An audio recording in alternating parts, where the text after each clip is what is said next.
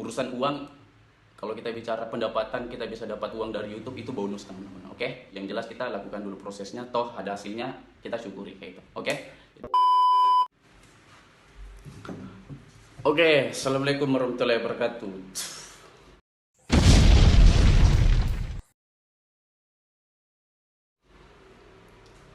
Oke teman-teman, kembali lagi dengan saya Tom Kerucil di channel Tom Project. Oke, sebelumnya terima kasih teman-teman sudah klik video ini, sudah mampir di channel ini. Semoga kalian ya sukalah dengan video ini. Oke, sebelumnya mulai video ini teman-teman subscribe dulu. Oke, mantap.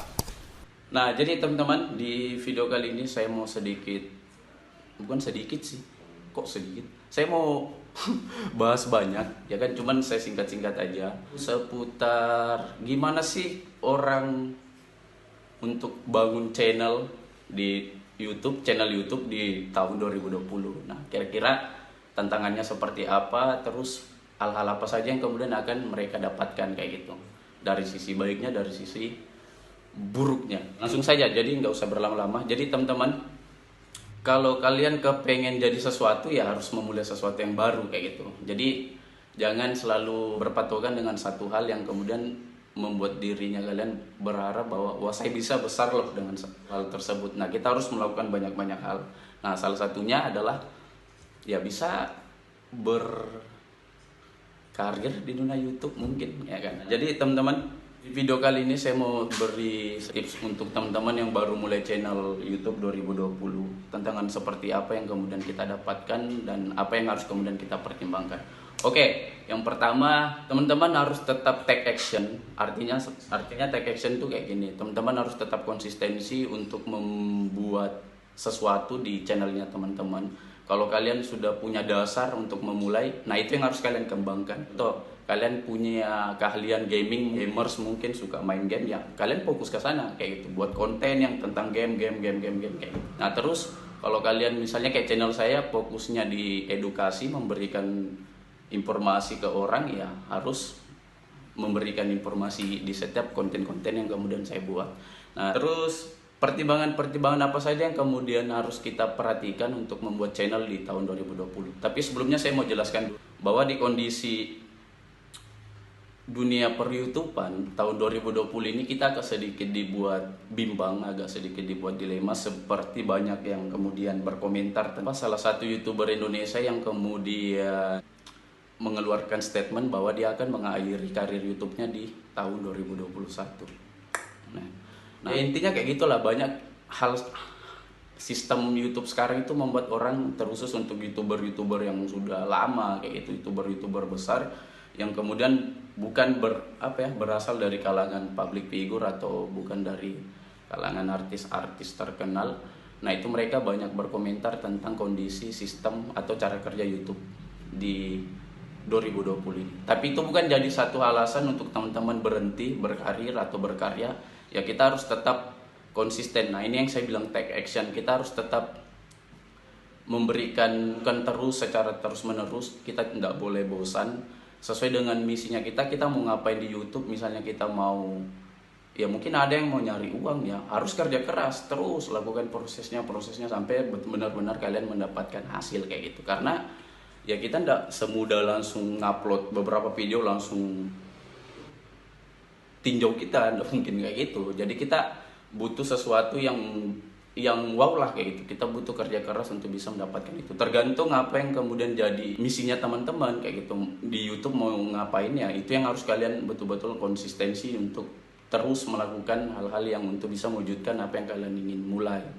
Nah, terus yang kedua, kalau teman-teman misalnya buat konten, ini saran aja sih. Kalau kalian buat konten yang memang harus konsistensi juga kontennya. Kalau misalnya edukasi, ya edukasi kayak gitu. Boleh random, yang jelas teman-teman randomnya itu harus mengandung satu nilai yang kemudian menjadi dasarnya teman-teman, dasar kontennya teman-teman kayak gitu. Misalnya kayak saya, kontennya edukasi, harus memberikan informasi, manfaat ke orang. Ya, apapun bentuknya, yang jelas ada value atau nilai yang kemudian mengandung informasi yang bisa mereka atau si penonton bisa dengar kayak itu, atau si penonton bisa dapatkan. Nah kayak gitu. Jelas kita harus fokus, ini yang kedua ya teman-teman, kita harus fokus terhadap audiens, fokus ke satu konten yang seperti yang saya jelaskan yang tadi.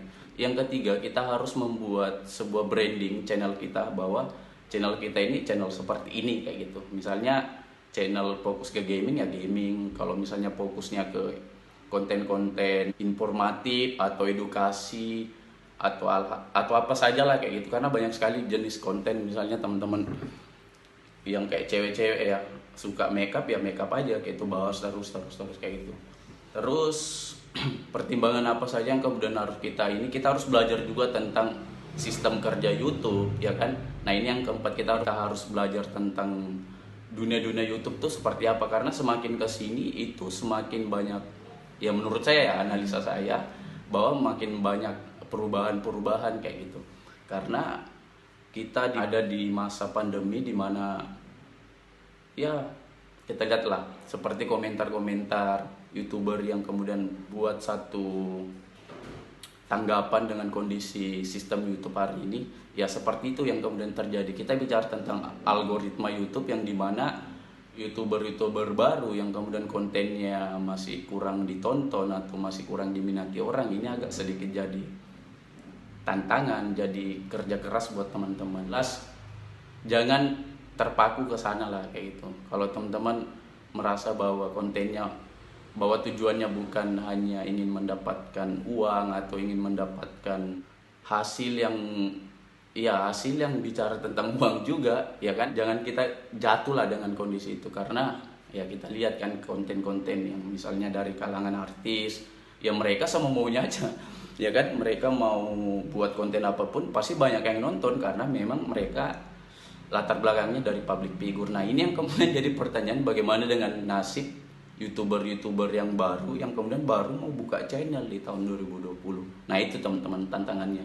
Jadi algoritma YouTube itu hanya merekomendasikan video-video yang kemudian banyak viewersnya kayak gitu.